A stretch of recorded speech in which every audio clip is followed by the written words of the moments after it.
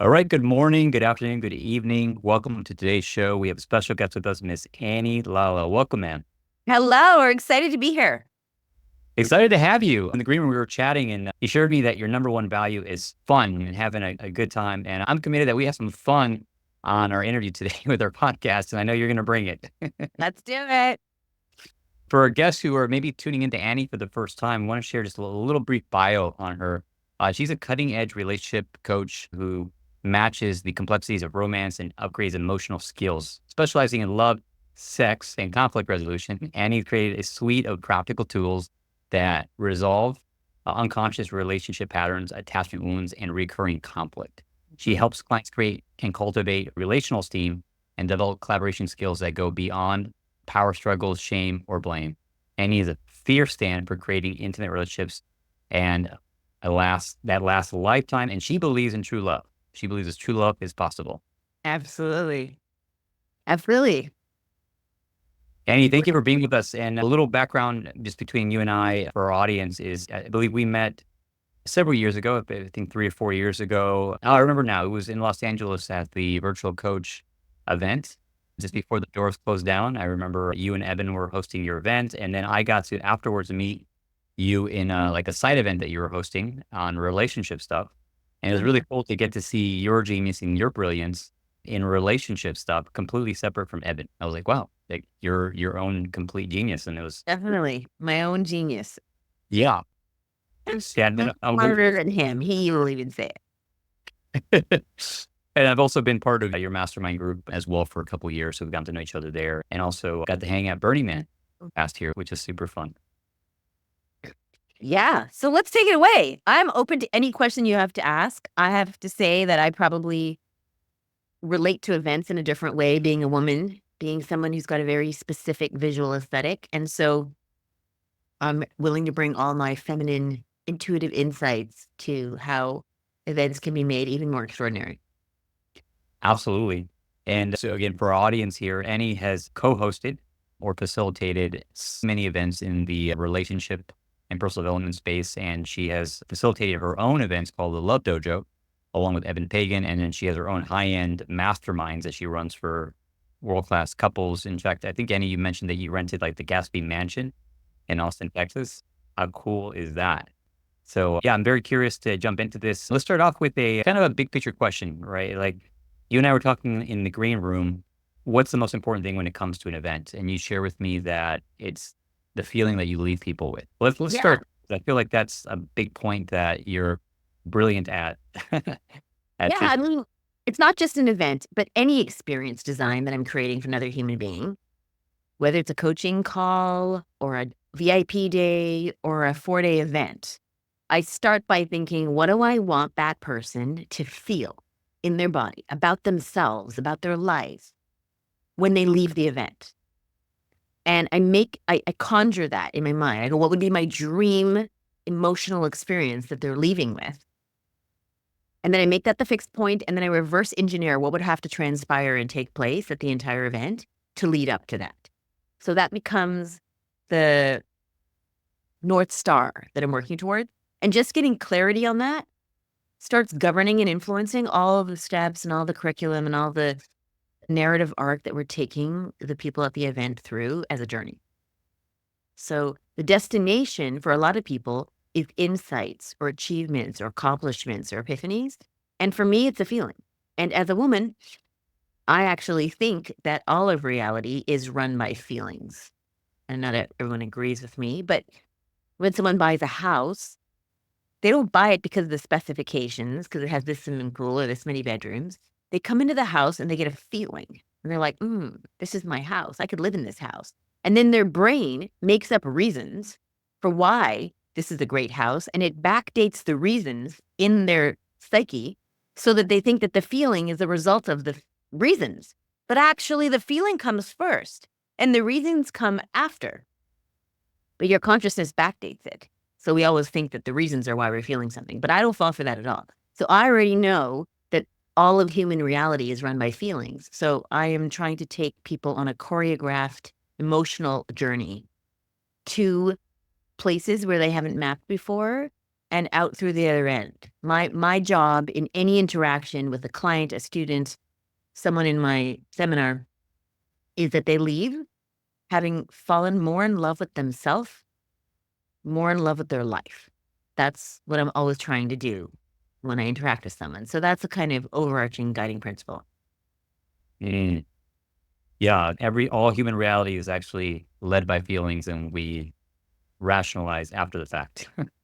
I mean, Descartes said cogito ergo sum, right? I think, therefore I am. If he had been married to a badass bitch, she would have said, I feel, therefore I am, and they'd have both been right. Because Mm. full consciousness is an open mind and an open heart. And unless you have both open at the same time, you're only getting half a consciousness. So I really am standing for doing affirmative action for the underrepresented aspect of feeling-driven experiences in our culture. And I love accomplishments and I love achievements, but why are we doing them? We're doing them so we have a feeling. And so if you go directly for the feeling, you can let go of how you achieve Yeah. the accomplishments. Because sometimes there's various ways to arrive at the sense of fulfillment.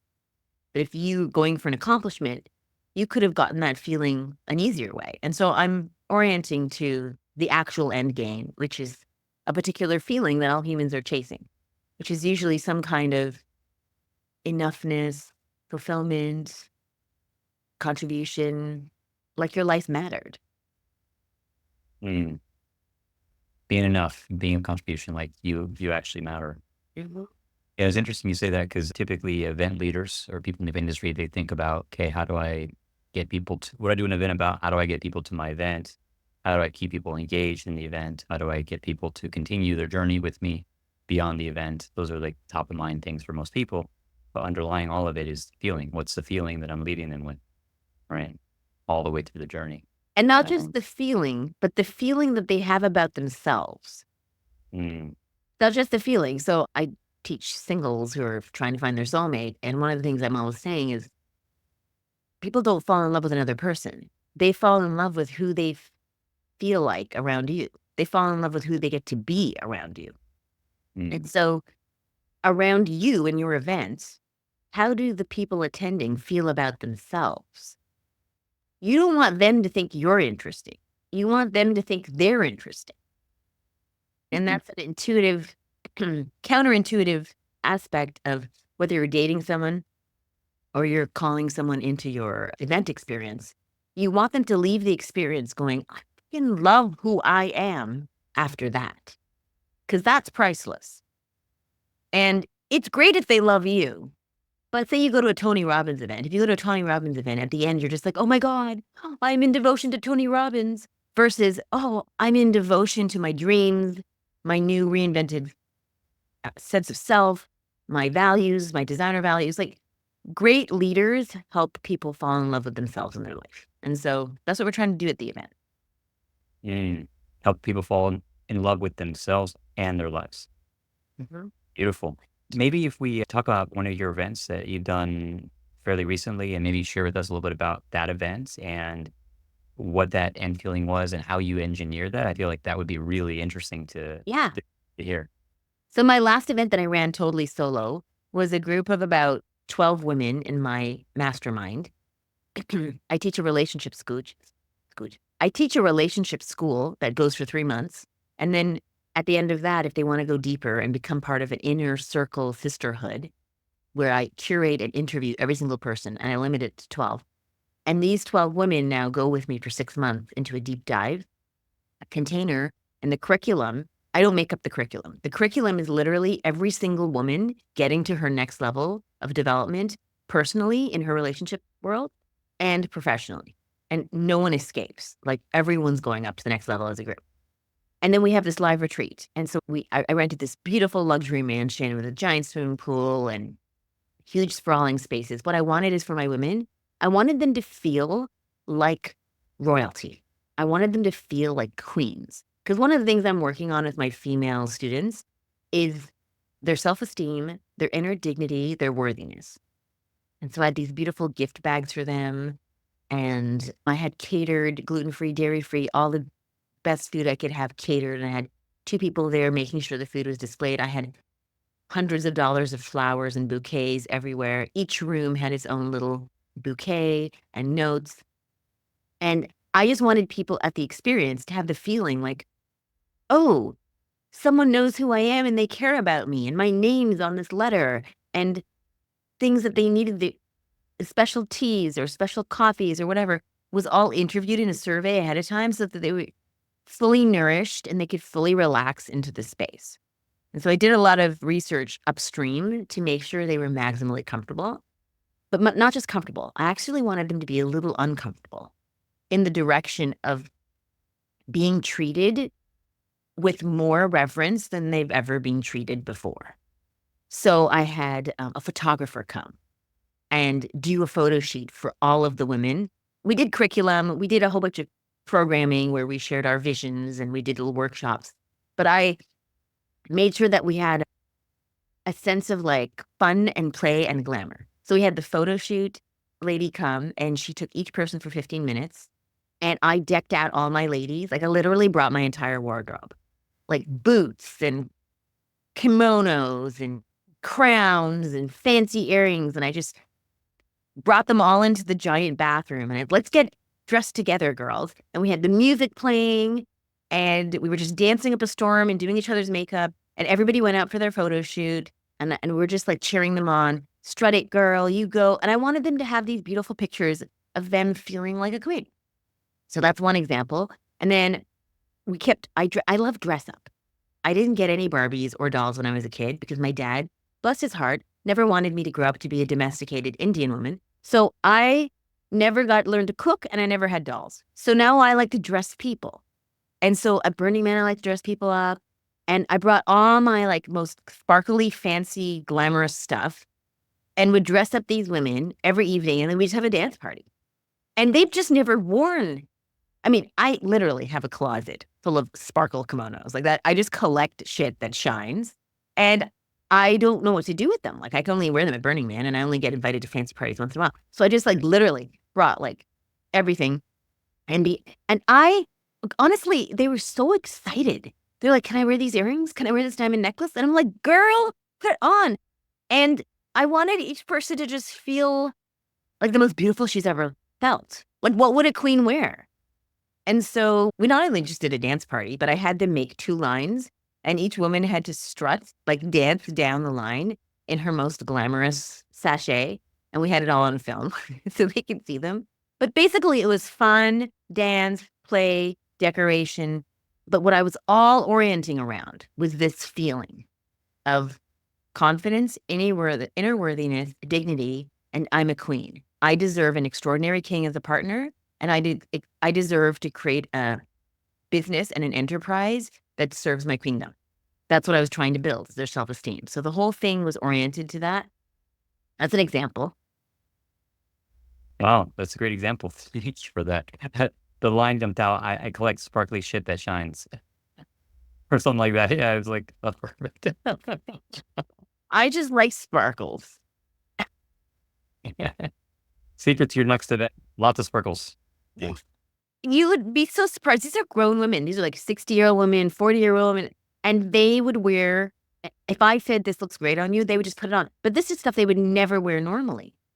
And so we did a lot of event facilitation and let's do an exercise. But honestly, I think what these women are going to take away is the feeling of dancing around like a teenager in really cool, glamorous clothes and having the time of their life and feeling sexy.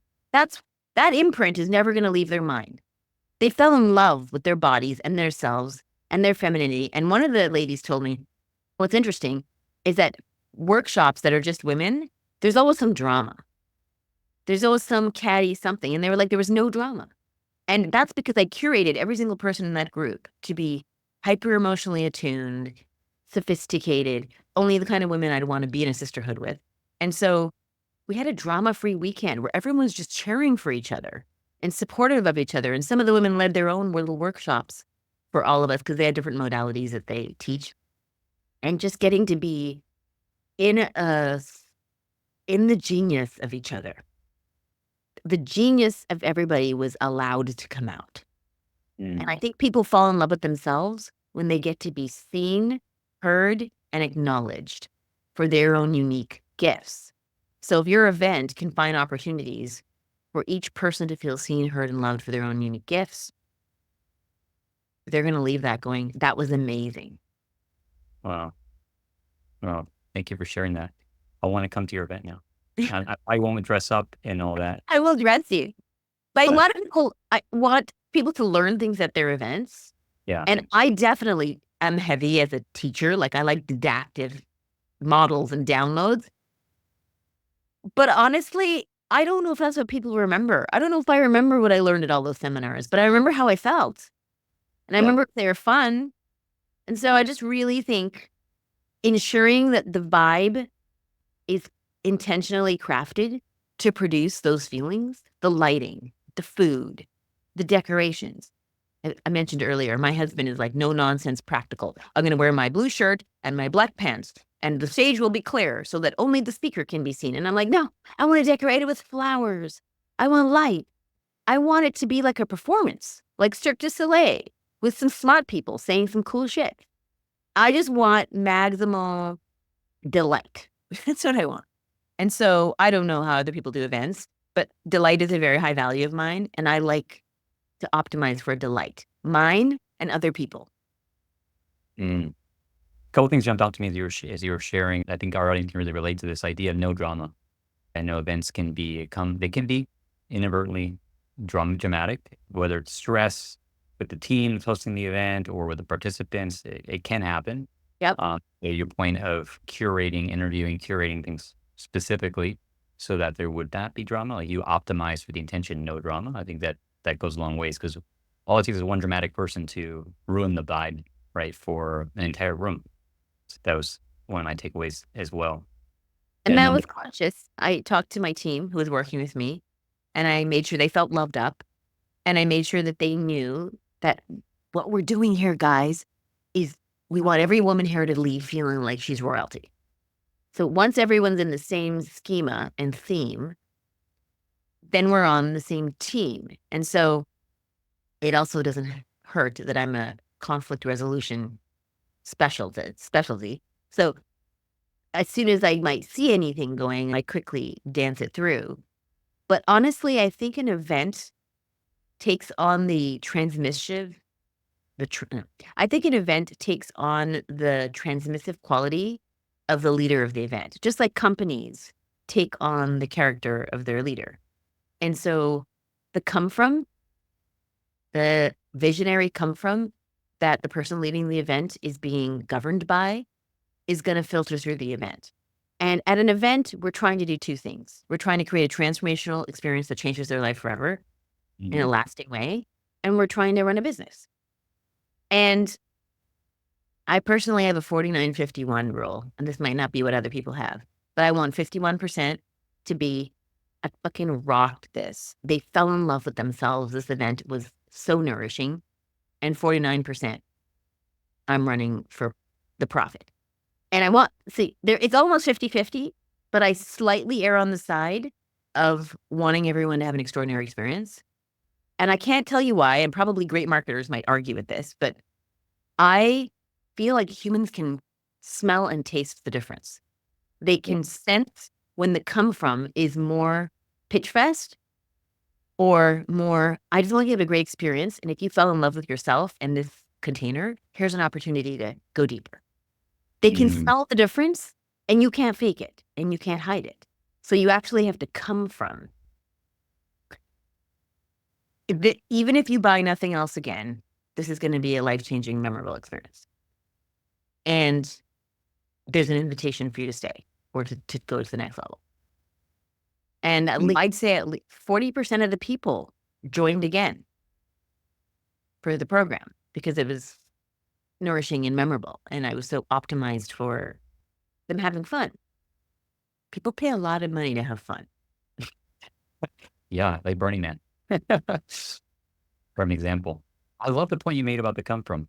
Then the 51% and the 49%. 51 said the erring on the experience that they're having, and 49 running the business. And I agree. It's the line I like to say is mission over commission. It's like what are we here to accomplish? What are the difference we're here to make for others? the money follows the value, right? The money follows value. So Yeah. focus on the money runs away. But if you focus on the value, the money follows. So, Yes. but I also love that you're like, you walk that fine line. It's like, hey, I'm not going to completely ignore the fact that I'm running a business, but I'm going to keep as much of a balance as I can, but with an air on the side of experience. Yeah. 51 rounds up to 100. That's right. It Mhm. does. Beautiful. Thank you for sharing that, Annie. You mentioned that you are an expert in conflict resolution. I think it's a good leeway here into maybe talking another element of your life and business here.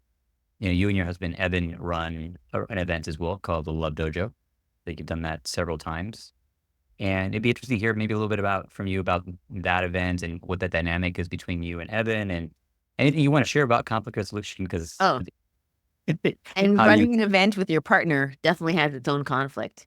Yes, that's a good Yep. point to touch on. Especially if you're co-running an event with someone and they have just different values than you, which is like you and everybody else, even if it's a female or male partner, colleague, or your romantic partner, shit gets hectic because they want it a certain way and it makes them feel safe to do it that way. And you want it a certain way and you have these different values. And so learning to collaborate while running an event is fascinating.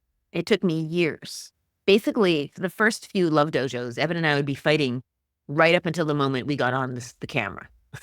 And it's so funny that we're teaching people how to resolve conflict while we're in the conflict, which is perfect. And sometimes we would say it, yeah, we're in some drama right now, but here we are showing up. The show must go on. So I think remembering that when you're collaborating with someone on a on an event, that the event being a great experience for the people is more important than your little skirmish. I think that's what it means, the show must go on.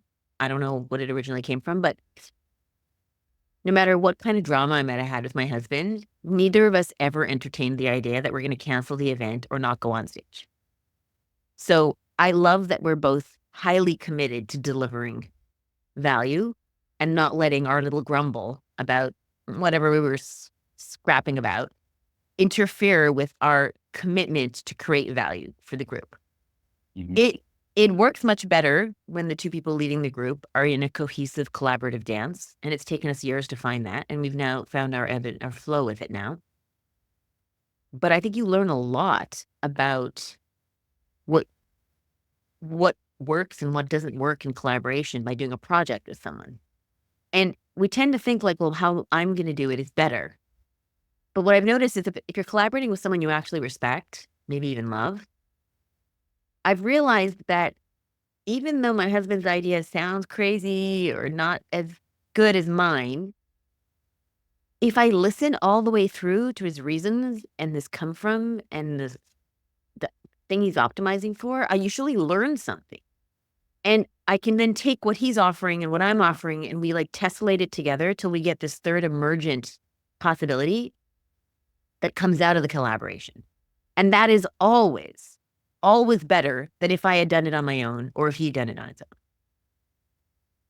So the quality of the event and the output is infinitely more high and value creating than if the person does it alone. I've heard companies that are run with 2 CEOs that collaborate together always produce better outcomes.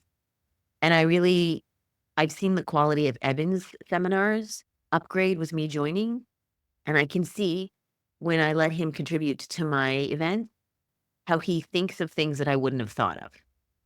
'Cause he can see in one area of reality that I'm blind in, and I can see in areas of reality that he's blind in, and then together we get binocular 3D vision. Mhm.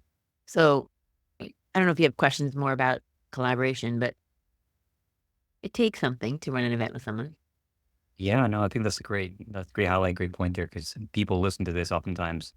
It's not uncommon for people to do business with their partner or someone, their husband, their wife, someone they love, or just a business partner that they have conflict with at times. So I think that's a really, really great point that you share, or several points you shared on. And it produces intimacy because as a coach in relationships, I'm always looking for how does intimacy get created?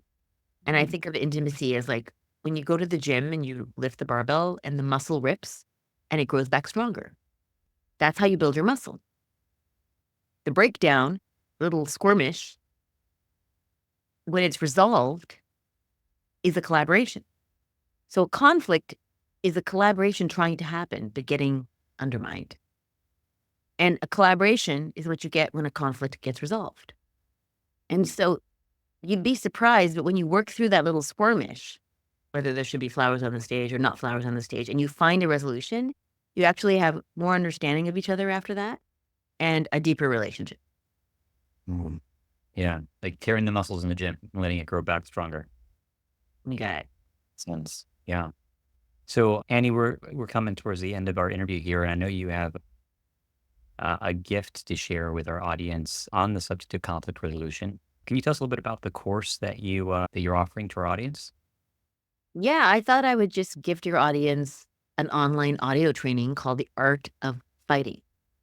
And I actually think fighting is an art and a science, and it's something you can learn to do better. There is no relationship that has no conflict. I've never met one that lasted. So the trick is to learn how to dance through conflict. I think of a true love relationship as a gymnasium in which we work and build our emotional muscles.